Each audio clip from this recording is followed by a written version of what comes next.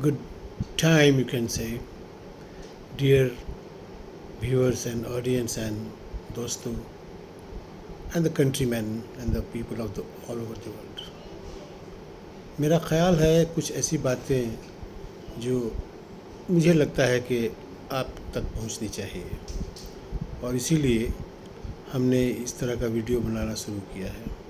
एक चीज़ जो बार बार स्ट्राइक करती है मेरे मन को, और वो चाहती है कि आप लोगों तक भी पहुँचे, और मामला कुछ ऐसा है कि हमें इसके लिए बैठना पड़ता है ताकि मैं आपसे बातें कर सकूं। उस ज़ीरो की जो है तो कुछ नहीं लेकिन सब कुछ है। बड़ा स्ट्रेंज है ये, पिग्रामेटिक है ये। तो आज मैंने देखा या महसूस किया कि हम लोग, पूरी दुनिया की बात मैं कर रहा हूँ, सभी की बात कर रहा हूँ, एवरीबडी इन इट, सब कोई यही सोचता है कि हमें सुख चाहिए, हैप्पीनेस चाहिए, खुशियाँ चाहिए, आराम से ज़िंदगी कटे।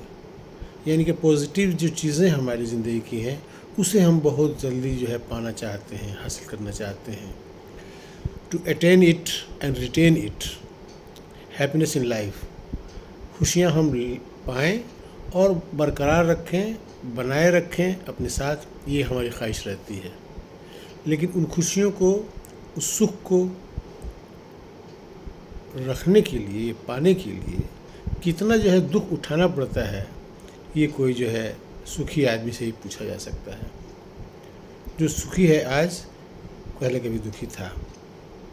तो दुख को अगर अपना लिया जाए, जैसा कि कभी एक डायलॉग था कि दुख को अपना ले, सुख तुम्हारे कदमों में होगा। बिल्कुल दुरुस्त बात है ये।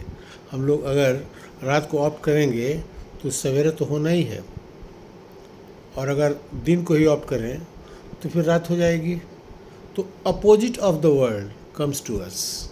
जो हम करते हैं उसका ठीक अपोजिट हमें मिलता है। अगर कुछ ऐसा काम करें जिसमें बहुत ही मज़ा है, इसका मतलब आप समझ लीजिए कि फिर उसके बाद सज़ा ही सज़ा है।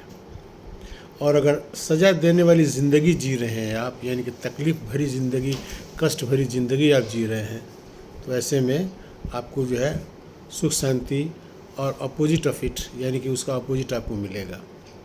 जैसे दिन के बाद दिन और रात के बाद रात नहीं होती, ठीक वैसे ही दुख के बाद सुख और सुख के बाद दुख का होना एकदम लाजमी है। तो अगर हमें अपने इस जीवन में सुख पाना है तो हमें दुख का रास्ता अख्तियार करना होगा। फूल तक पहुंचने के लिए कांटों से गुजरना होगा। उन कांटों पर ही चल करके हम उस फूल से भरी हुई ज़िंदगी हासिल कर सकते हैं, यानी कि फुलवारी हमें मिल सकती है। तो आइए अब से, आज से हम लोग सुख का रास्ता छोड़ें और दुख का रास्ता अपनाएं, ताकि अपनी ज़िंदगी में सुख और शांति और समृद्धि, खुशहाली और हैप्पीनेस और हेल्दीनेस ये हम पा सकें। इसके लिए हमें डार्क साइड को पहले देखना होगा, पहले अपनाना होगा, और उसके बाद हम समझते हैं कि ब्राइट साइड हमारी ज़िंदगी में आ जाएगा। तो सुख के पीछे भागने की ज़रूरत नहीं है, अब दुख के पीछे जाइए, ऑटोमेटिकली सुख उसके बाद आ जाएगा। एक कहावत है ना, शेली का एक लाइन था, if winter comes sad spring be far behind. अगर मौसम में ख़ज़ा यानी कि पतझड़ का मौसम आ गया है तो इसका ये मतलब नहीं है कि मौसम बहार या बसंत ऋतु बहुत पीछे है या बहुत दूर है। ठीक उसके बाद ही वो जो है स्प्रिंग का मौसम आता है। If winter comes shall spring be far behind, नहीं, पीछे नहीं है, बहुत जल्दी जो है हमारी ज़िंदगी में खुशियाँ आएंगी अगर हम दुख का रास्ता अख्तियार करते हैं, अपनाते हैं और ज़िंदगी को जो है जीने की कोशिश करते हैं। ये रही कुछ बातें जो आप जानते हैं, ऐसी बात नहीं है, लेकिन मुझे लगा कि मुझे इस तरह की बात आपको करके इंस्पायर करनी चाहिए कि कभी भी सुख के पीछे भागने के बजाय दुख का रास्ता आप लीजिए। सुख आपके कदमों में होगा और आप मुकद्दर के सिकंदर होंगे। थैंक यू, अपना ख्याल रखिए।